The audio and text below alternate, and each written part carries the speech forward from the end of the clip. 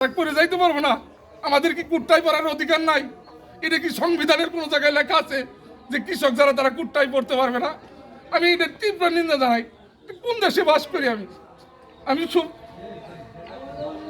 Sorry, আমি কথা বলতে পারতেছি না ভাই।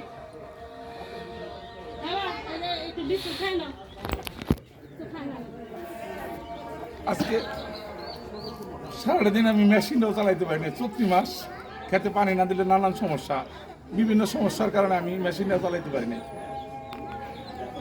দেশবাসীর কাছে একটাই চাওয়া, আমার কোনটা ফেক বানানো ছবি আর কোনটা অরিজিনাল ছবি এটা সবাই চিনেন। এটা দেখেন, দেখে বিশ্লেষণ করে আমার যদি কোনো শাস্তি থাকে আমার দেন, আমি মাথা বাইতা নিব। আমার আর কিছু বলার নাই। দেশবাসীর কাছে আমি ক্ষমা প্রার্থী, যদি আমার কোনো ভুল হয়ে থাকে আমাকে ক্ষমা করে দেবেন। এই সাজিয়ে গুছিয়ে কথা বলা যদি অপরাধ হয়, শিষ্টাচার বজায় রেখে যদি কথা বলা অপরাধ হয়, তাহলে আমি বিশাল বড় অপরাধী।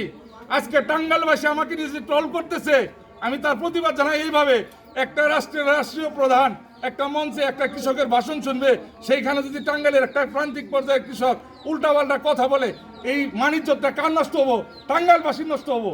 সারা বহির্বিশ্বে এটা প্রচার হইতো। আজকে আমি একটু শুদ্ধ ভাষায়, একটু ভদ্র সুরে দুই চারটা কথা বলছি। আমার বিশাল অপরাধ হয়ে গেছে, আমি বিশাল বড় অপরাধী। কে রে ভাই? আমরা গরিব বলি কি আমরা মানুষ না?